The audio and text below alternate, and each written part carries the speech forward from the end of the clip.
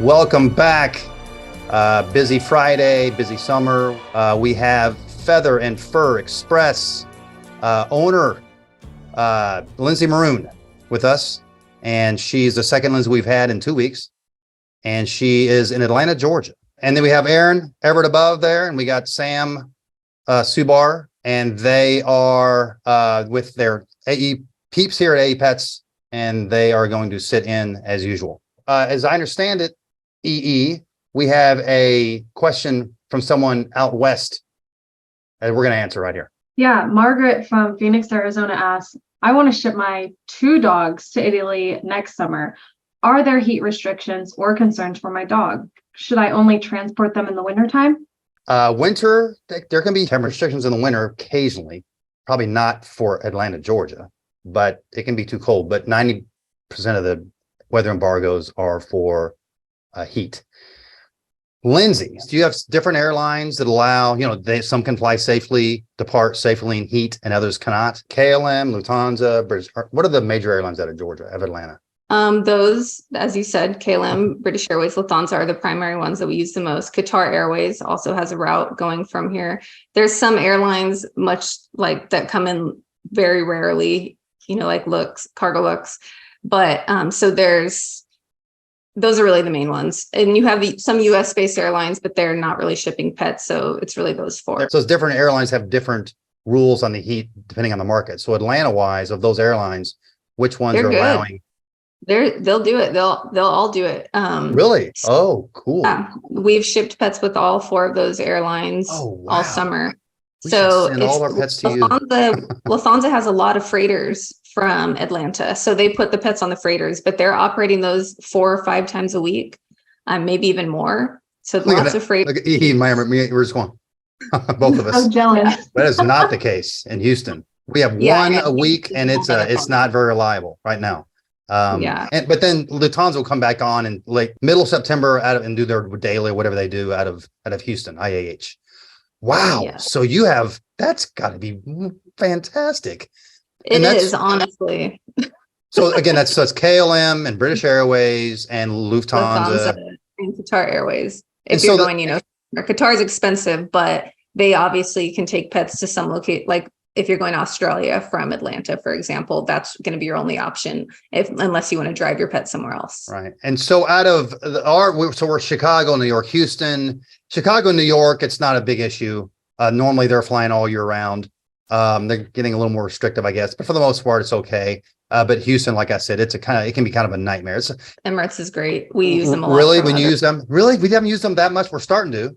And they're affordable.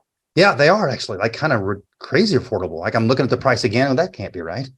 So and that used to not be the case. If I remember, maybe before the pandemic or something, I remember it was crazy expensive. If I remember correctly. So what is it these airlines have over in Atlanta that allow them to accommodate? Some of them have vans, some of them they can back up the plane right there or something. Do you know? Yeah, I think a lot of them are just transporting them in vans. But I think really? As you said, a lot of people have that question, and the reality is when they're up in the air, it's pressure and temperature controlled. But the issue is really while they're on the ground. A lot of people don't really understand that's really when the risk happens. If they're sitting out on the tarmac, if they're just sitting in a hot area waiting for hours to load. So no, we've never had any issues from Atlanta. I think most of these airlines, they're leaving the pets in their cargo areas or in rooms within their cargo area. Yeah. That's like Lufthansa has a room within their cargo bay where the pets stay inside the building until they're, ready to load. And most of them are just transporting them over in vehicals and putting them on the plane. Why is that so complicated? And of course, some of these are freighters, so they have easier access to some of these aircraft. Yeah. We just have the freighter out of Houston. All right, you guys scored. You guys have it going on. We have more difficulty with that. Yeah. Super lucky here in Atlanta.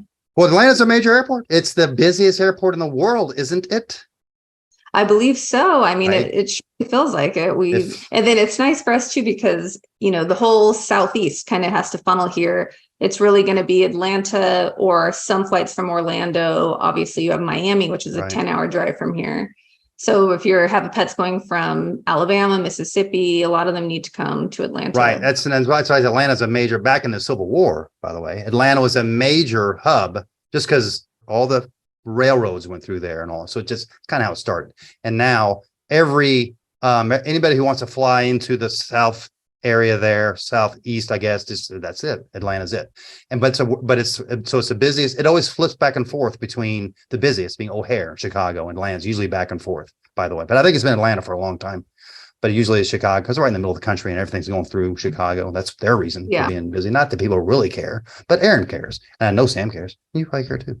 And so sometimes it's like United Airlines all over the country when they used to fly, they used to have air conditioned vans. That's why they could always, there was never a temperature issue with them wherever they flew out of. And now they don't do anything.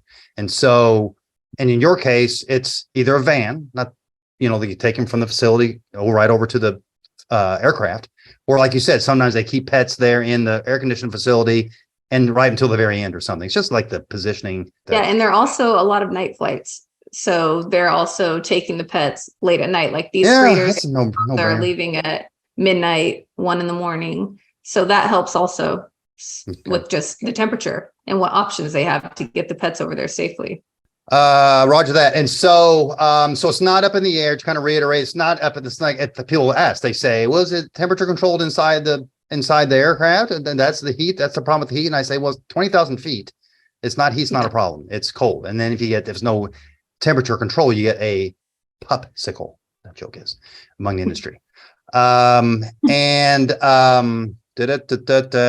Cut. AE Pets loves their cats and dogs. That we can't put on the flight, but therefore, if we can't guarantee your pet's flight date, then obviously the date your pet's going to fly for sure. Right. But yeah, so whenever you do have a flight and for whatever reason the airline cancels and someone's